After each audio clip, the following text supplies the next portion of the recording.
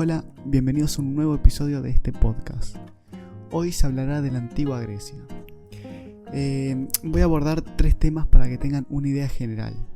Primero se hablará de las edades griegas para que tengan una idea de con cuál civilización comenzó la historia griega. Luego se hablará de Atenas, la civilización más ateniense, y luego la espartana. Y vamos a ver la diferencia entre la civilización ateniense y Esparta. Yo creo que entendiendo las edades griegas, Atenas y Esparta, van a tener un conocimiento bastante amplio de la Grecia antigua, ya que lo principal de la Grecia antigua estaba en Atenas: el pensamiento, las leyes, ese carácter democrático, y luego la parte espartana, que era más guerreros, más de combate. Así que yo creo que este podcast va a servir mucho como introducción a la antigua Grecia. Empecemos entonces con las etapas de la civilización. Como la antigua Grecia fue un periodo de muchos años, de muchos siglos incluso, se divide generalmente en 5 civilizaciones, en 5 etapas. La primera es la griega de la civilización minoica. Bueno, se llama así por el nombre de un rey legendario, que es el rey Minos. Más o menos, para que tengan una idea, se desarrolló desde el tercer milenio a.C. hasta mediados del segundo milenio en la isla de Creta. Es importante que la civilización minoica comprendan que surgió en la isla de Creta, que es una isla al sur de Grecia. Entonces también puede llegar a denominarse la civilización cretense.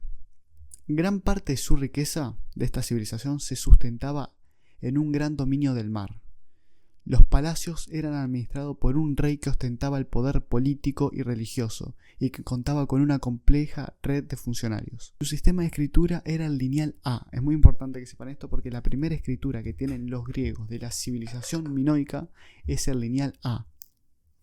Este alfabeto o este sistema de escritura no ha podido en la actualidad ser descifrado por completo. Bueno, su agricultura era muy próspera y estaba basada en el olivo, en la vid y el trigo. También su cerámica era muy destacada y comerciaron por todo el Mediterráneo. Pero uno de esos elementos más característicos fueron sus frescos, que contenían escenas representativas de la vida cotidiana. Entonces, básicamente, la civilización griega comienza con la civilización minoica, en la isla de Creta, en donde manejaban un alfabeto del lineal A. El poder político estaba administrado y basado en el rey, que ostentaba todo el poder.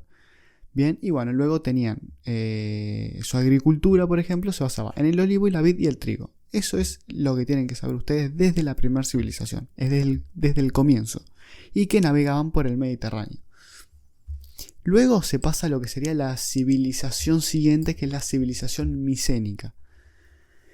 En esta civilización, desde el primer momento, estuvieron muy influenciados por la Creta minoica. Es decir, que la civilización micénica trae esa influencia de la civilización minoica anterior, y de ella tomaron numerosos elementos artísticos. Su centro de poder también estaba basado en palacios protegidos por fortificaciones como las micénicas. Escribieron el lineal B. Esto es importante. Dejaron de utilizar la escritura lineal A de la civilización minoica y utilizaron el lineal B.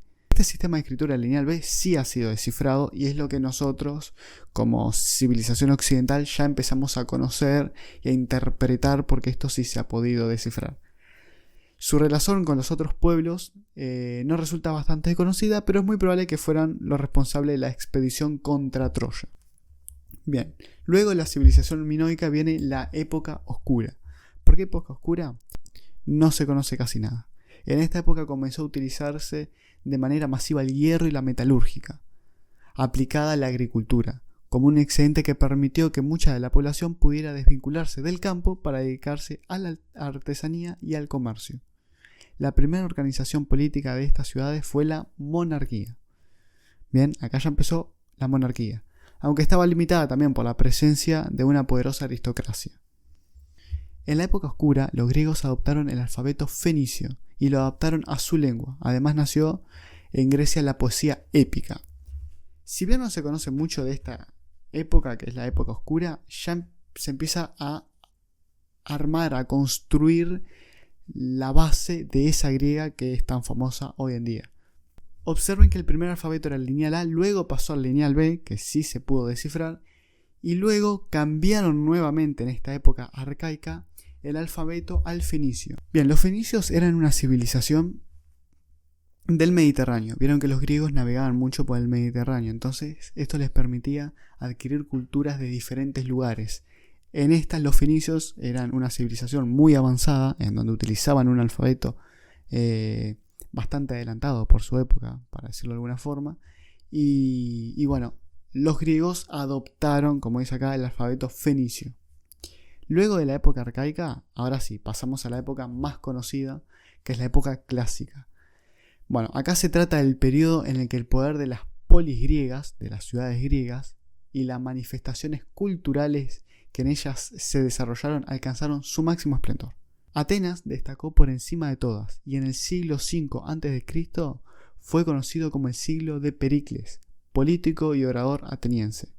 Bien, para que se hagan una idea, esta es la época clásica, la época donde está Sócrates, Platón y Aristóteles. Es el auge total de lo que era Grecia, más precisamente Atenas, ya que los mayores pensadores iban a esa polis, a esa ciudad, porque era donde más libertad había y bueno, donde más se dialogaba y empezaban estas discusiones, estas retóricas. Así que la época clásica es el máximo esplendor de Grecia. Y luego, por último, viene la época helenística. Bien, para recapitular un poco, ustedes saben que Sócrates estuvo primero, luego vino Platón y luego vino Aristóteles. Ahí es la época clásica. Luego Aristóteles tiene a un discípulo que es Alejandro Magno. Bien, en la época helenística es cuando muere Alejandro Magno. Ustedes saben que Alejandro Magno es influenciado por Aristóteles y empieza a llevar la cultura griega por todas partes, hasta Egipto, etcétera, por diferentes lugares. Y ahí comienza esa época donde Macedonia, porque Alejandro Magno era de Macedonia, es el imperio grandísimo donde se expande exponencialmente la cultura griega. Entonces, una vez muere Alejandro Magno, empieza esta época, que es la época helenística. Tras la muerte entonces de Alejandro Magno, se disgregó todo el imperio que había sido conquistado por él y se formaron los reinos de Macedonia, que incluía Grecia, Egipto y Siria, y otros reinos menores. Se produjo una expansión de la cultura griega a otras ciudades, como dije anteriormente, y luego, tras las guerras púnicas, Roma se convirtió en la principal potencia del Mediterráneo occidental, y poco a poco los reinos helenísticos fueron cayendo a su poder. Es decir que muere Alejandro Magno, se empieza como a romper toda esa estructura que se había creado y Roma empieza a nacer como esa potencia emergente que luego, bueno, los reinos helenísticos, más precisamente también incluido Grecia, empiezan a caer y ahí comienza luego el poderío del Imperio Romano. Ahora vamos a hablar de Atenas. Dentro de todas esas polis que hay en Grecia, vamos a hablar precisamente de la polis de la ciudad de Atenas. Entonces, para comprender a Atenas como cuna de la democracia, tenemos que saber que el estadista Solón había construido el terreno constitucional para la democracia ateniense. Muchas personas, muchos historiadores creen que la primera constitución, acá es debatible esto, pero creen que la primera constitución fue hecha por Solón, una persona griega, en donde estableció los principios que se tenían que regir en esa polis. Muchos dicen que no, muchos dicen que sí. Es verdad que Solón fue una persona que escribió ciertos lineamientos que tenía que cumplir la ciudad de Atenas para que existiesen las normas, básicamente a cumplir, no sea un caos. Aproximadamente en Atenas había una población de entre 30.000 y 40.000 varones libres. Los atenienses, al mezclarse con diversos pueblos, acuérdense que al ser Atenas un lugar, una isla y estar en el Mediterráneo, como yo les dije, absorbía culturas y venía gente de diferentes lugares. Entonces, al mezclarse con diversos pueblos, utilizaban una mezcla al momento de vestir y de su forma de vida. Los atenienses participaban de los ritos junto a sus esclavos extranjeros siempre y cuando estos supieran griego. Esto es importante. Los críticos de la democracia se quejaban de que a los esclavos lo tratasen con tanta libertad que incluso llegaban al punto de no diferenciarse con los hombres y mujeres libres. Esto es importante porque Atenas es una de las tantas ciudades de Grecia, ¿no? Dentro de tantas polis está Atenas, está Naxos, está Esparta, etc. Entonces muchas otras polis cuestionaban a Grecia, claro, por este carácter tan de libertad que había. En un momento en Atenas se intentó instaurar un gobierno oligárquico de 300 hombres. El pueblo ateniense se opuso a este golpe. Clístenes consiguió introducir varias reformas que dieron lugar a la democracia ateniense, dando también derechos a las clases bajas. Entonces Clístenes acabó con lealtades de parentesco y las cambió con identidades de grupos basadas en la región o residencia, o conocido también como pueblos, los demos. Entonces básicamente acá ya terminó con ese parentesco lineal que había para gobernar y se instaura una democracia realmente como la conocemos, la democracia plena ateniense, ¿no? En donde se le da derechos a todos, incluida la clase baja. En cuanto a los miembros del Consejo Legislativo, es decir, de quienes legislaban, ya no lo determinaba el linaje, sino un sorteo que en cierto momento llegaba a tener 500 miembros. O sea, básicamente para elegir al Consejo Legislativo era a sorteo. Todos los funcionarios estaban sometidos a un control al final de su mandato. Es decir, terminaba el mandato de esos legisladores y estaban sometidos a un control. Hicieron las cosas bien, las hicieron mal, gobernaron realmente para el pueblo, lo hicieron para favorecerse a ellos mismos, etc. Los metecos se le decían los griegos a los extranjeros. Los metecos estaban obligados al servicio militar. Todos los ciudadanos varones tenían derecho a votar directamente en la política de Estado y participar de la asamblea, en la que para que hubiese un quórum se requería la presencia de 600 hombres. Todos los ciudadanos varones, todos tenían derecho a votar directamente en la política de Estado y participar de la asamblea. Bien, en la asamblea se reunían 40 veces por año, en donde se votaban cuestiones de importancia como el trato que se le debía dar a los aliados, la administración misma del imperio y las declaraciones de guerra. Todos los hombres tenían derecho a intervenir siempre que hubiesen cumplido 2 años de servicio militar. Eso era muy importante. En la práctica, el órgano estaba en manos de hombres de élite y los políticos profesionales. La derrota de los persas, en un momento Grecia tiene una guerra con los persas. Grecia, no solo Atenas, Grecia, incluido Atenas, Esparta, todas las polis de Atenas, se enfrentan a los persas y ganan los griegos, ¿no? Y esto le permite a los griegos aumentar su poder en todo el mar Egeo. O sea, ya se convierte realmente en una potencia.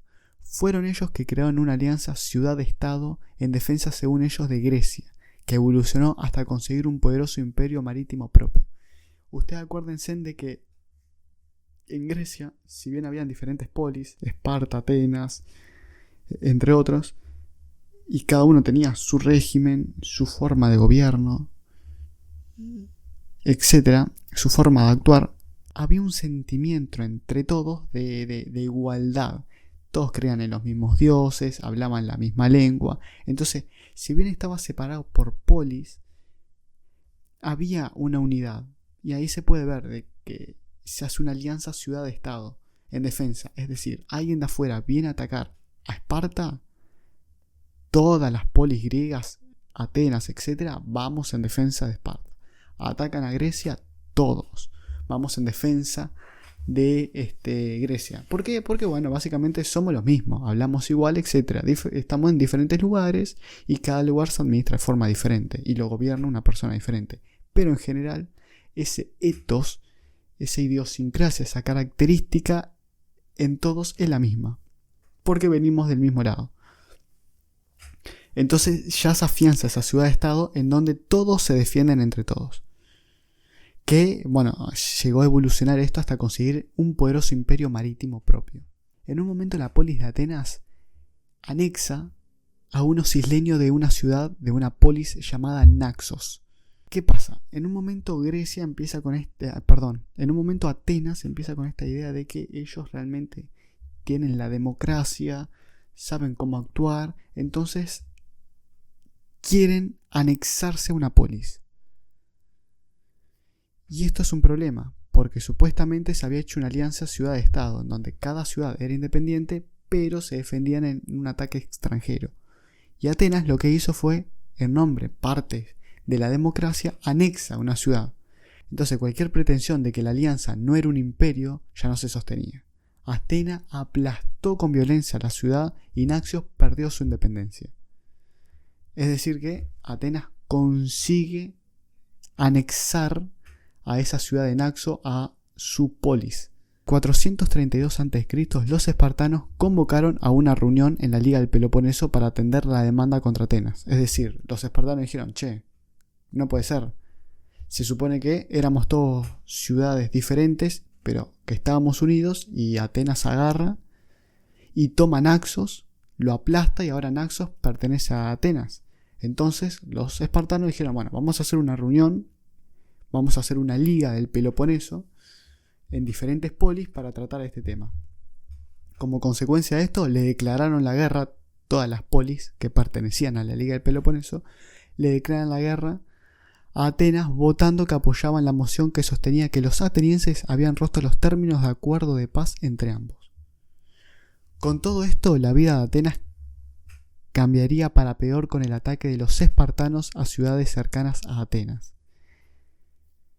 Pericles, que era el referente en ese momento de Atenas, termina muriendo por una peste que se propagó en Atenas. Tras esa muerte de Pericles, y durante el último cuarto más o menos del siglo V a.C., Atenas sufrió diversas catástrofes: la derrota contra los espartanos, la caída temporal de la democracia y la caída permanente de su imperio. Bien, y ahora pasamos a la otra polis a explicar, que es Esparta. Nos alejamos de Atenas y vamos a Esparta.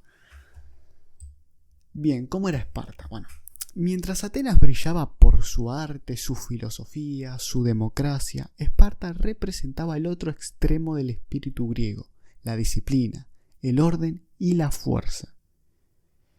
Ubicada en la región del Peloponeso, Esparta estaba rodeada de montañas que servían como su defensa natural. Por eso, a diferencia de otras ciudades, no necesitaba una acrópolis fortificada, es decir, una ciudad en la altura. Al estar en un terreno montañoso, bueno, estaban como que defendidos por ese entorno natural, por decirlo así. Esparta no se destacaba por sus templos ni por sus grandes construcciones, sino por su sociedad austera. Era más bien un conjunto de aldeas unidas, donde la vida cotidiana giraba alrededor o en torno a la comunidad y al deber. ¿Cuál era el gobierno de Esparta? Bueno, el gobierno espartano era una diarquía, es decir que habían dos reyes. Uno encargado de las campañas militares y el otro de los asuntos internos y religiosos. El sistema buscaba evitar que un solo hombre, como una monarquía, concentrara demasiado poder. Entonces como que se dividía en dos la diarquía. Uno financia las campañas militares y ese es el cometido, y el otro asuntos internos y religiosos. Acompañado a los reyes estaba Jerusía. Era un consejo formado por 28 ancianos mayores de 60 años más los dos reyes. Estos hombres, llamados gerontes, eran elegidos de por vida y actuaban como jueces en casos más graves, incluyendo los juicios por delitos capitales. En Esparta, el respeto por los mayores era fundamental. Los jóvenes cedían el paso a los ancianos y los escuchaban con reverencia. Además de la Jerusía, existían 2 éforos, 5 magistrados con una enorme influencia. Supervisaban la educación, la conducta de los ciudadanos y podían incluso limitar el poder de los reyes. Y finalmente estaba la Apela, la asamblea de los ciudadanos espartanos, que aprobaba o rechazaba las propuestas del consejo. Ese era el cometido. ¿Qué pasaba con las mujeres? Bueno, las mujeres espartanas gozaban de más libertad que en otras polis griegas.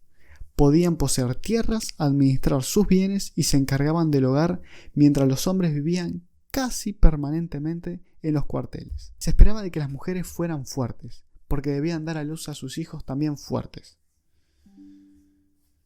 Una frase atribuida a las madres espartanas resume su mentalidad: vuelve con tu escudo o sobre él. La educación en Esparta era otro pilar fundamental.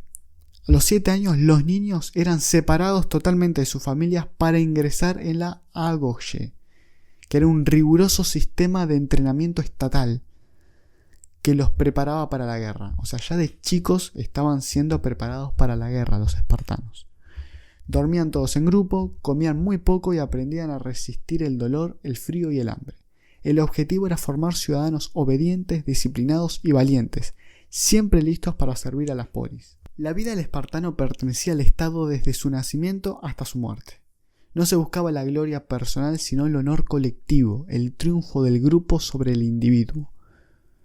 Y fue esa mentalidad la que convirtió a Esparta en una de las potencias militares más temidas de la antigüedad. Bien, para finalizar, se tiene que entender una cosa de la antigua Grecia, y es que fue mucho más que una civilización. Fue un laboratorio de ideas, la antigua Grecia, donde surgieron la filosofía, la política y la noción misma de la ciudadanía. Es importante que sepan que Atenas representó la apertura, el debate y el pensamiento libre, mientras que Esparta, por otro lado, la estabilidad, la obediencia y el deber hacia la comunidad. Así que por aquí se finalizaría el podcast, en donde abarcamos Esparta, Atenas y bueno, las etapas de la civilización griega. Me gustaría que si les gusta este nuevo proyecto, se suscriban, le den me gusta y bueno, nos veremos en un próximo podcast. Que pasen bien.